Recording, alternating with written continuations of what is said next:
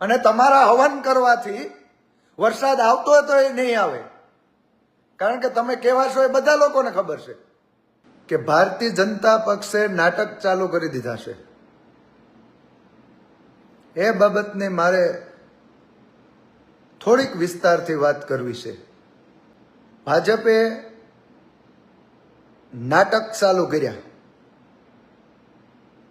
ખેડૂત ભાઈઓ આ વિડીયો જોજો અને આગળ શેર કરજો, કારણ કે આ લોકો વર્તી ગયા છે નાટકમાં નંબર 1 છે.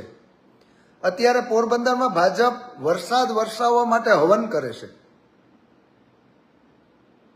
ભારતીય જનતા પક્ષ ખેડૂત માટે એક શબ્દ નથી બોલતી, કારણ કે લોકોને આવું નાટક કરીએ એટલે લોકોના જે ઢોર ભૂખા છે એને ઘાસચારો મળી રહે, ખેડૂતોને વાયમાં ઓટોમેટિક પાણી થઈ જાય. સરકાર ને વ્યવસ્થા કરવાની છે. તમારામાં દમ હોય તો પોરબંદર જિલ્લાને દુષ્કાળગ્રસ્ત જાહેર કરો ને. આ હવન એ નાટક છે.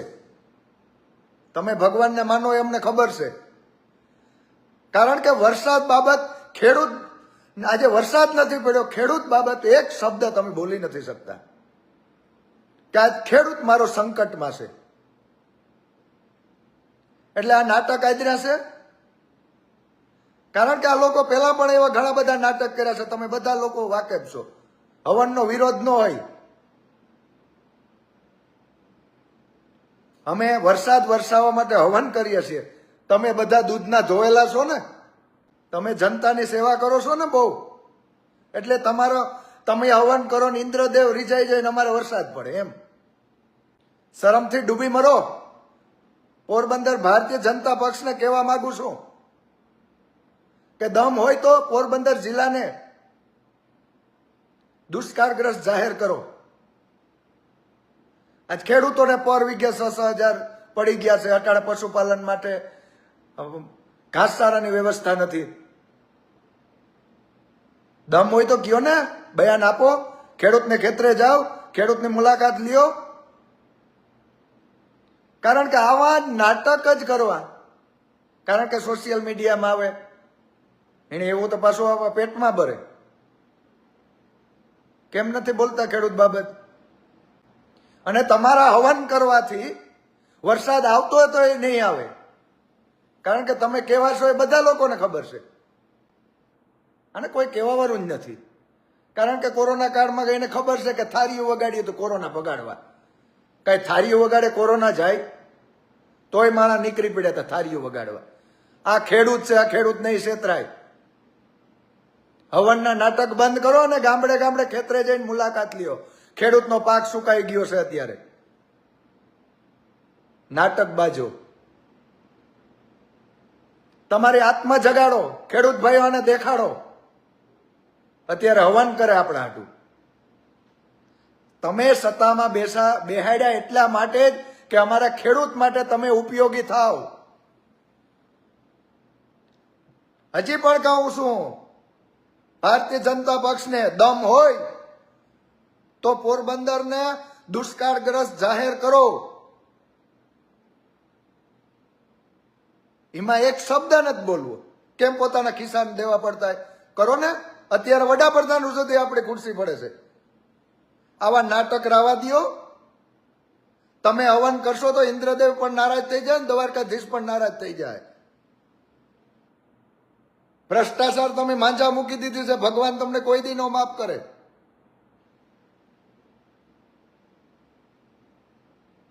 મિત્રો શેર કરજો.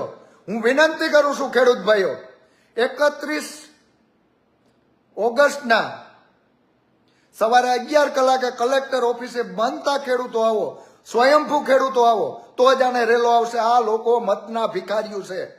આજે ઓપન બોલીશ. અને રેલો આવશે ને, ખેડૂત સમાજ દેખીએ ને એટલે આંખા વાંખા થઈ જાય. નાટક માથે નાટક કરવામાં તો નંબર 1. કરો નાટક. હજી હવનના નાટક કરે. વરસાદ આવે તમને એવું પેટમાં દુખે ને, આવો ને ખેડૂતને ખેતરે આવો, આટા મારો ને. મત ટાણે તો બહુ દોડતા બધા.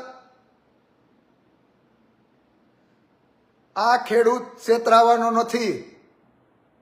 અને તમે હવન કરો તો વરસાદ આવતો તો પણ નહીં આવે, એ મને એટલી ખબર પડે. કારણ કે તમે ભ્રષ્ટાચારીઓ છો. તમારા કહેવાથી કે હવન કરવાથી ભગવાન દ્વારકાધીશ રાજી ન થાય. તમારા મેરા સમય આવ્યો, અત્યારે ખેડૂતો દુખી છે, એને તમે આગળ આવો કે અમારા ખેડૂતો માટે દુષ્કાળગ્રસ્ત જાહેર કરીએ છીએ. આ વાત જોવે કે અડધો પૂણો ઇંચ વરસાદ થઈ જાય તો દુષ્કાળગ્રસ્ત જાહેર ન કરવું પડે. મેં તો વિડીયો જોયો તો ઘડીક વાર તો હસી આવી. આ જોવો તો ખેડૂતોને ઉલ્લુ બનાવે. હવન કરો, એક હે ને આઈડિયાબાજી છે ભાજપમાં કે આ હવન કરો તો ખેડૂતો આમ થાય કે અમારા હાટું આવા અને આમ જનતા માટે વરસાદ માગીએ. ખરેખર ભારતીય જનતા પક્ષને વિનંતી કરું છું કે તમારામાં દમ હોય તો પોરબંદર જિલ્લાને દુષ્કાળગ્રસ્ત જાહેર કરો. આવા નાટક બંધ કરો. ને તમે હવન કરો ને તો વરસાદ થતો હોય તો નહીં થાય. કોઈક સજ્જન માણસ કરતા જ ને હવન તો આપણે માની શકીએ. તમે હવન કરો વરસાદ હાટું. કારણ કે મીડિયામાં આવી જાય કે પોરબંદરમાં ભારતીય જનતા પક્ષે હવન કર્યું. શરમ કરો, શરમ. નાટક બાજો, શરમ કરો. પોરબંદર ભારતીય જનતા પક્ષને કહેવા માંગુ છું. આ ખેડૂતની વ્યથા બોલે છે, એટલે આ નાટકો બંધ કરો. અને જો તમારામાં ત્રેવડ હોય અને જો તમને સત્તા આપી હોય અને તો ભગવાન રાજી થાય, દુષ્કાળગ્રસ્ત જાહેર કરો પોરબંદર જિલ્લાને. એમાં કાંઈ બોલવું નથી. એટલે મિત્રો એક વિનંતી કરતો જાઓ, કાયમ આવીશ લાઈવ. આવા નાટક હતો એટલે હું આજે લાઈવ આવ્યો. નાટક આદરા નાટક. નાટકોથી ખેડૂતના પેટ નહીં ભરાય.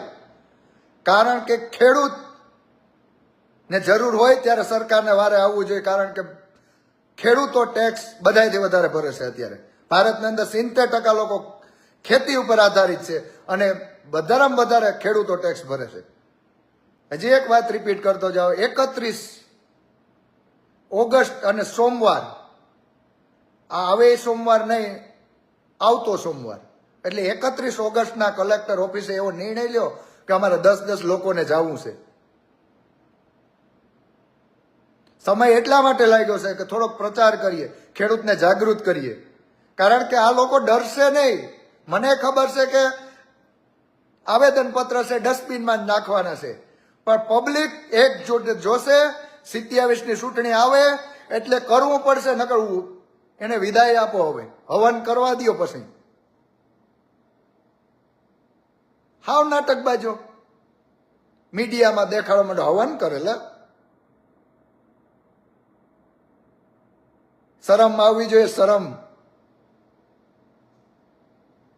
મારા વાતને વિરમું છું. હજી એક ફેર વાત રિપીટ કરું, 31 ઓગસ્ટ સવારે 11 કલાકે કલેક્ટર શ્રી ના એક આવેદનપત્ર દેવાનું છે. અને લોકોને હું તો કહું કે આ વખતે તમે બધા મહેનત કરો. એને એમ થાય કે મારે 10 જણા લઈને જાવું, ઇફેક્ટ પડશે ભાઈ. મેં ગઈકાલના વિડીયોમાં પણ કીધું કે દેવભૂમિ દ્વારકામાં જોયું ને ખેડૂતોની એકતા, હજારો ખેડૂતો હતા. એવી રીતના તમે પણ, આપણે પણ પોરબંદરમાં બતાવું ખેડૂત એકતા. મિત્રો ફરક ઘણો પડે. હું ગામડે ગામડે આવીશ અને કોઈ ખેડૂત ભાઈને એમ હોય કે અમારે 10-15 જણા થાય અને અમારા ગામમાં આવો તો હું અવશ્ય આવીશ.